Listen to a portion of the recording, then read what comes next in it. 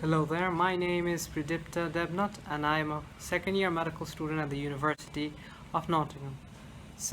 Today I will be talking about the entire process I went through that culminated in me going to medical school. So strap on to your seatbelts and I guess you're in for a pretty long ride. Okay, so for context, I am actually from Bangladesh and I studied it in an international school over there. So as a result, my process of getting into medical school in the UK will be a bit unorthodox to say the least, but I hope at the end of the day the majority of the entire process should be more or less the same. So I hope that will help at least a few people on the internet. Okay, so just a disclaimer, I am not an expert by any means whatsoever, and to be honest, some things might have changed because I applied to medical school and got in 2018 and it's 2019, so things might obviously change. Okay, so without further ado, let's start talking about the entire process of me getting into medical school. So obviously the first step was that I gave my O-levels, which is equivalent to the GCSEs in the UK. So I gave that in the summer of 2016.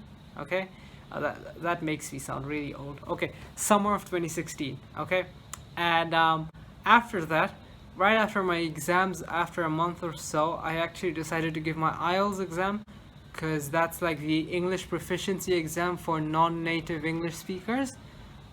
So I gave that exam right after that because that helps in my visa application, as well as some universities want an IELTS score, so I went for that. After that, a year later, I sat for my AS exams, which were on physics, chemistry, biology, and maths. I did not too bad, I guess, and so the results came out, and I started prepping for the UCAT, which is now called the UCAT. So it was basically the same exam, and I prepared quite a lot for it, actually, around 6 weeks or so. So that was that, I guess. So thankfully I got a decent score in my UCAT, and after that I did some work experience. So in terms of work experience, I actually worked at an old care home, assisting in the logistics of the entire place and looking after the inhabitants of the care home. And after that, I actually shadowed a GP and a cardiologist in their outpatient clinics nearby.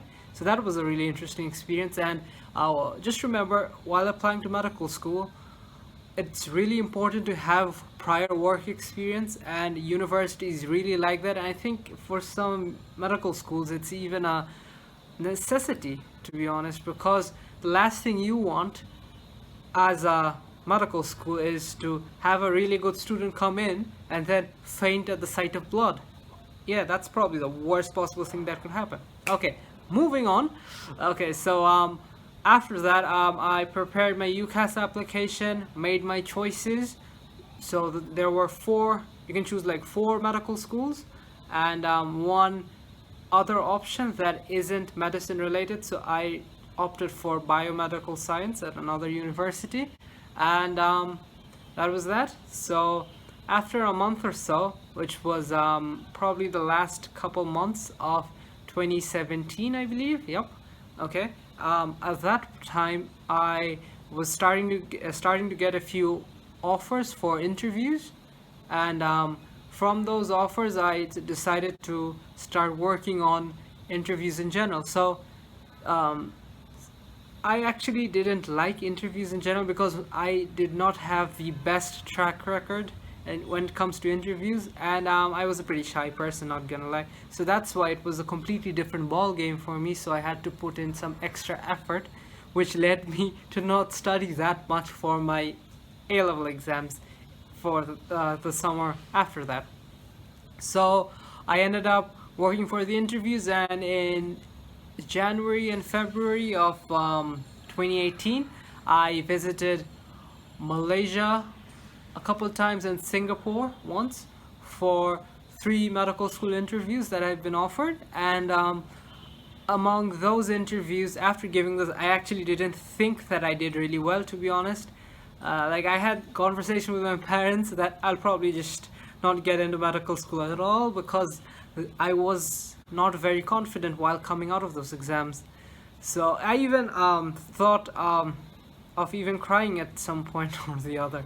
And on that note, I actually, after a couple of weeks after all my interviews finished, I was really anxious, and I literally broke down in my house because I thought I will not even get a single offer.